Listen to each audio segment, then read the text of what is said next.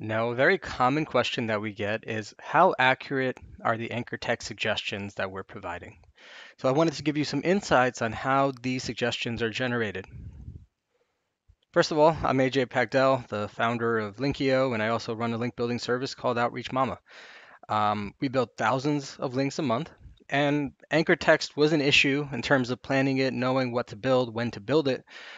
So when we studied anchor text patterns and we look at best practices, what we actually found different than what people were suggesting in terms of the standard percentages is that the percentages that you should aim for wildly vary depending on one main factor, and that's the type of page that you're building links to. So whenever you add a page in Linkio, this dropdown is actually really, really important. So make sure that you get it right. If it's a local business, make sure you select one of the local parameters. We also have e-commerce. We have national sites. If it's a content page, we have that. If it's a service page or a features page, we have that. If you're selling a product and that's the page you're building links to, we have the page type for that. The reason we think that that's really important to get right is because we found that when we analyzed top ranking results in the SERPs.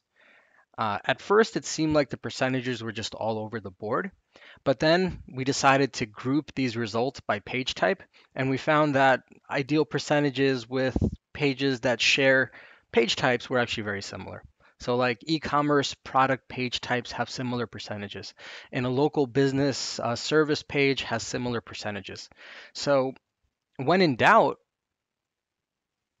if you set the right page type, and you let Linkio import your backlinks and categorize the anchor text, the ideal percentages are going to be based on those defaults.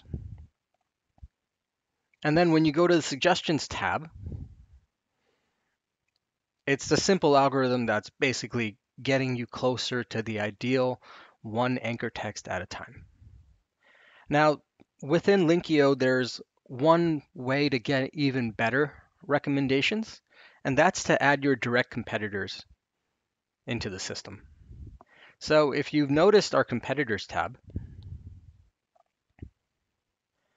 here you can actually add competitors one by one. And the competitors that I would add are the ones who are ranking on page one for your main keyword that also share the same page type that you have.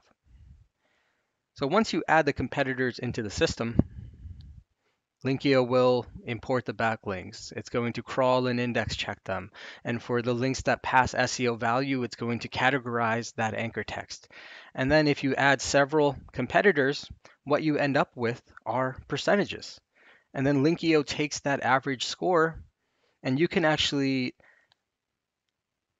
take that average and set that as your new ideal, so that when you start getting suggestions, it's based on specific high ranking competitor data and not just only on our defaults.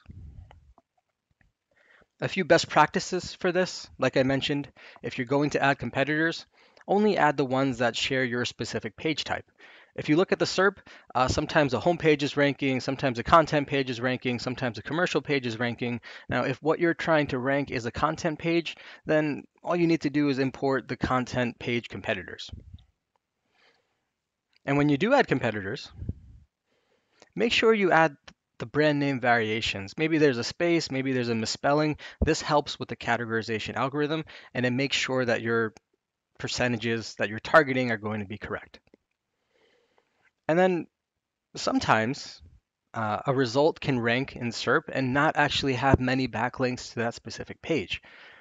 If Linkio does its thing and it finds out a competitor that you added only has 2 backlinks, it doesn't make much sense to use their percentages as one of your targets because it's not enough data. If you look at this particular one, we have 45 links, 14 links, 69 links. So it's actually links that have enough volume and variety to be used as averages. So that's why I've included all 3 of them here.